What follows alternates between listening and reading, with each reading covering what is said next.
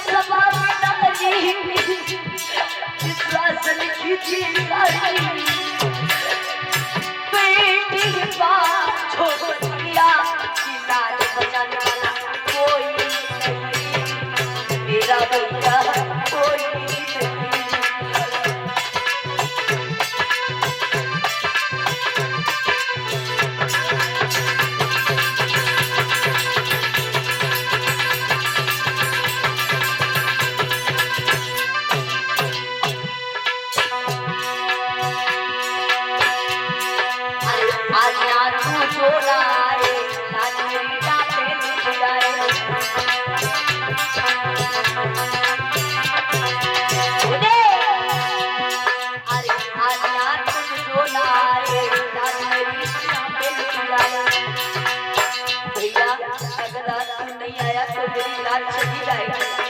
मैं किसी को मुंह दिखाने की लायक नहीं रहूंगी भैया।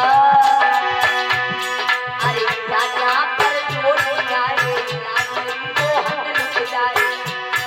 अरे आज यहाँ पर जो नहीं आए भैया लुट जाए। फिर लाल बचाने आजा भैया भैया भैया मेरा यहाँ कोई नहीं, मेरा भैया कोई नहीं।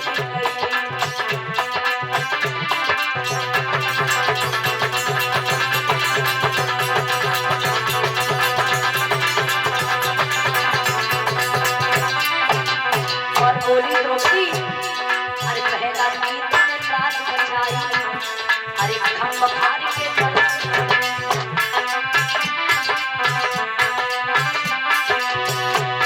अरे पहला गीत ने लाज बचाई खम बखारी के अरे ऐसे आजा जल्दी सवा में लाज बचाए।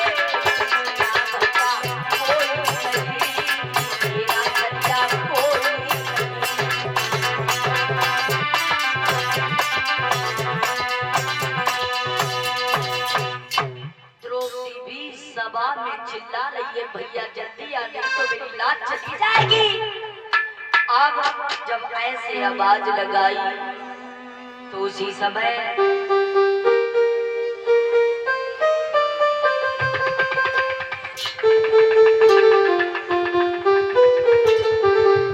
अब जब आवाज लगाई तो भगवान नंगे पैरों भाग खड़े हुए। एक पैर द्वारका में रखा, एक हथनापुर में चीर को बढ़ाने लगे। कुछ समझ में नहीं आ रहा है कि सारी ही बेनारी है कि नारी ही बेसारी है।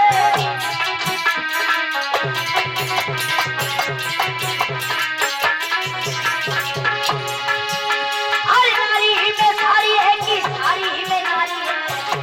अरे नारी ही बेसारी है कि सारी ही बेनारी है।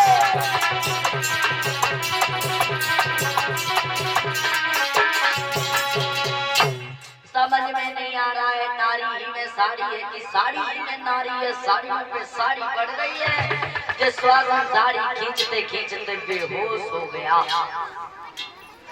इस तरह से भगवान ने द्रौपदी की लाज को बचाया। लेकिन द्रौपदी कहने लगी जा आज से ये केस में खोले रखूंगी, जब तक तेरे लोग से अपने केसों को ना धो लूं तब तक बांधूंगी नहीं। अब तभी से ये युद्ध चला रहा है परीक्षित जी। बहुत महाभीष्म युद्ध हुआ, युद्ध तो बहुत हुए लेकिन महाभारत जैसा कोई युद्ध नहीं हुआ। दुर्योधन की 18 चौड़ी सेना मारी गई, 99 भाई मारे गए, अकेला दुर्योधन बचा है। और जब अकेला दुर्योधन बचा तो गंधारी कहने लगी बेटा वो पांडव तुझे नहीं छोड़ेंगे, तू ऐसा कर जब सुबह मैं अपने आंखों की गट्टी को खोले तो तू मेरे सामने आ जाना, ठीक है। आज दुर्योधन ने क्या किया, सारे वस्त्रों को उतार करके फेंक दिया, नवीन होकर के चला। रत्ता में कन्हैया मिले, बोले ओए कहाँ जा रहे हो, सब कपड़ा उतारे, शर्म नहीं लग रही है बिल्कुल। दुर्योधन कहने लगा मैं अपनी माँ के पास जा रहा हूँ। भगवान हंसने लगे, ताली मार के बोले दुर्योधन माँ के पास जा रहा है ऐसी अवस्था में, बोले क्यों छोटे थे तब नहीं नगीन होकर के माँ की गोद में पड़े थे? बोले छोटा था तब दूसरी बात, अब बड़ा हो गया है, कुछ शर्म कर आंखों में। इतना कह करके चले गए, लेकिन कन्हैया के कहने पर दुर्योधन ने परीक्षित जी अपने कमर में केला के पत्ते बांध करके चल दो आगे। गंधारी बोली आएंगे? बोले हाँ। बोले कोई ये मंत्र तो नहीं है? बोले नहीं है। बोले पट्टी खोले? बोले खोलो। पट्टी खोली, ऊपर से जैसे ही कमर से नजर आई, बोली बहुत गलत किया तुमने। क्यों? अब तुम्हें कोई बचा नहीं सकता है। अगर तुम बचना चाहते हो तो कोई ऐसी जगह चले जाओ जहाँ कोई जान ना पाए, पता ही ना चले। तो समुद्र में जाकर के छिप गया। इधर कुंती कहने लगी आज मैं उसी बेटा की आरती उतारेंगे जिसने दुर्योधन को मारा हो। पांचों पांडवों ने मना कर दिया। बोले इसका कारण साफ है कि अभी दुर्योधन मारा नहीं गया। पांचों पांडवों को कन्हैया ने साथ में लिया और समुद्र के पास में पहुंचे। बोले आवाज लगाओ। अर्जुन बोले ओए अगर वीर है तो बाहर निकल करके यहाँ कायरों जैसा क्यों छुपा हुआ है? कन्हैया बोले तुम चुप रहो। तो बोलेंगे भीम तुम आवाज लगाओ, क्यों? तुमसे बहुत जलता था दुर्योधन। कहने लगे कायरों की तरह क्यों छिपे हुए हो, बाहर निकल करके आओ।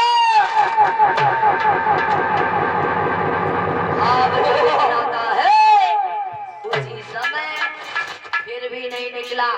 कहने लगे मरिए गदा फाट जल जाइए। केस पकड़ बाहर रहे हैं, ये दुर्योधन पे सहन नहीं हुआ। दुर्योधन गदा लेकर के बाहर निकला, युद्ध करने लगा। लास्ट में घुमा करके भीम ने क्या किया, जंघा में गदा मार दिया, जंघा फट गई। कुरुक्षेत्र के मैदानों में गिर पड़ा है भीम है दुर्योधन। जंघा फाड़ करके चले आए।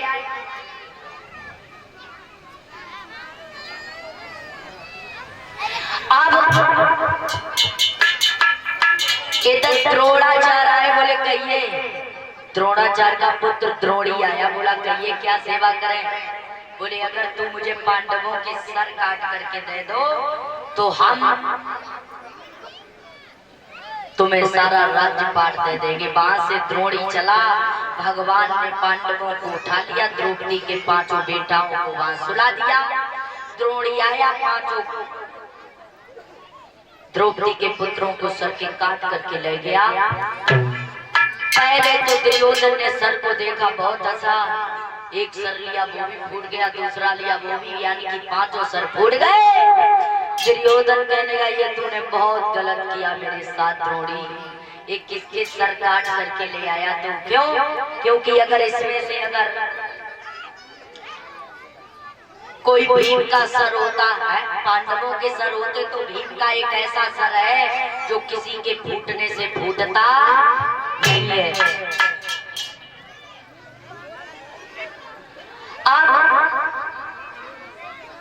इतना कह करके रोने लगा। उसकी वहीं पे रद्द हो गई, क्योंकि उसे श्राप लगा था जिस दिन हंस के रोएगा उसी दिन मौत हो जाएगी। अब द्रौपदी जब सुबह जगी तो द्रौपदी ने क्या देखा है कि पांचों पुत्र नहीं है।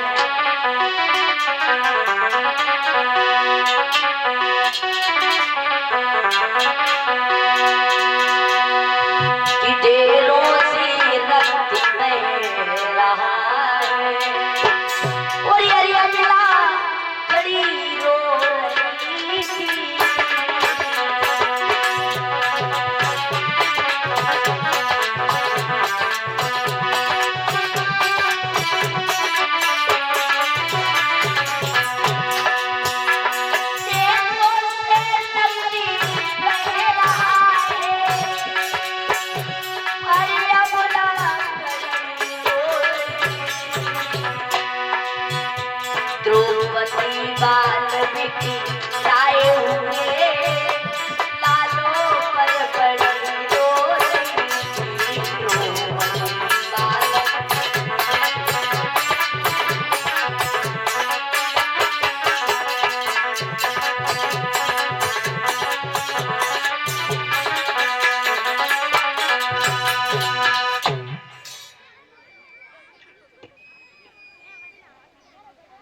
और ये भाई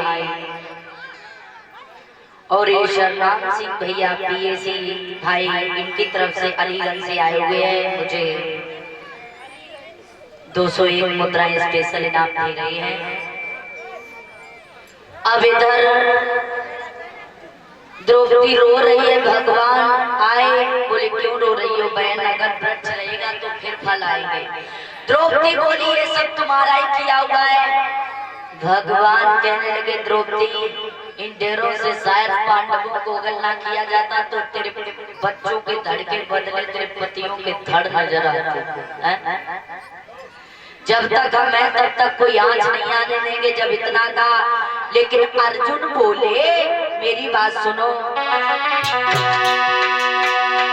अर्जुन बोले भद्रे ठहरो, मैं अभी बीच को लाऊंगा, ये भी काम में कर न सका, ये भी काम में कर न सका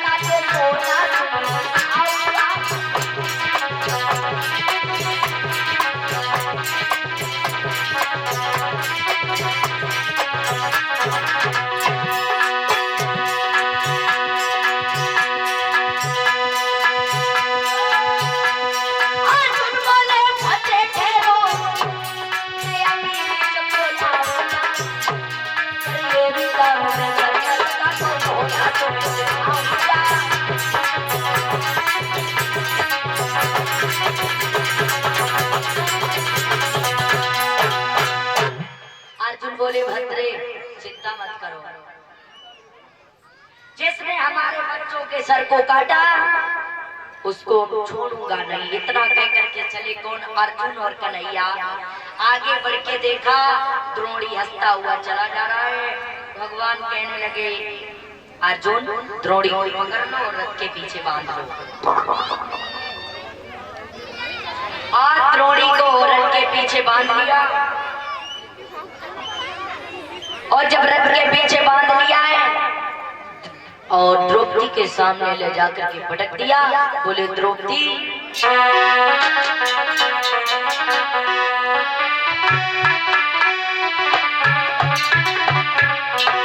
कि द्रौपदी मुझे जल्दी बतला, और इस नीच का क्या मैं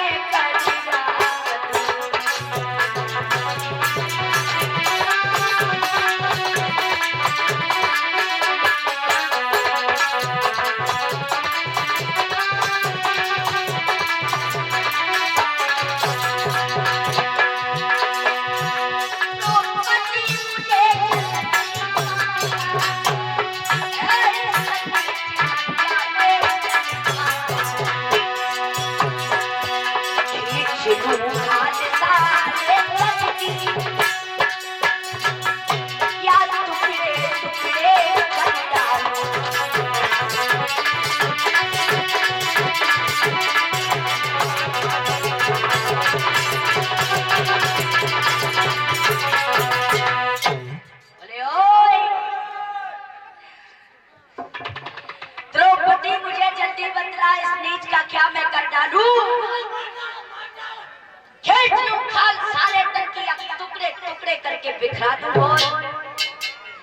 द्रौपदी बोली नहीं प्रभु, ये मेरे गुरु द्रोणाचार्य का पुत्र है, अगर तुमने इसे मारा तो मेरी गुरमैया बहुत रोएगी। तुम ऐसा करो इसका अपमान कर दो। है बोले अपमान, बोले सर चीर करके घड़ी को निकाल लो। है जब इतना का है तो उसी समय सर चीर करके घड़ी को निकाल लिया, द्रोणी को छोड़ दिया। लेकिन फिर भी परीक्षित जी द्रोणी ने हार नहीं मानी। इधर अभिमन्यु की पत्री जो उतरा है उसके कोख में परीक्षित जी पल रहे हैं। एक ऐसा बाण छोड़ दिया, कैसा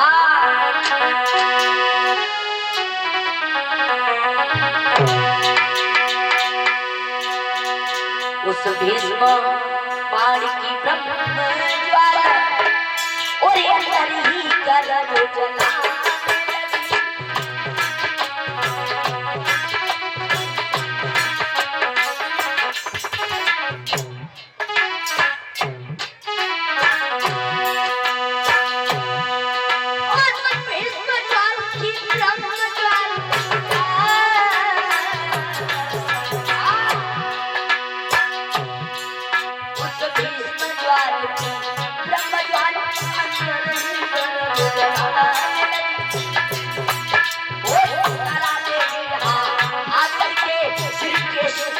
गुणगान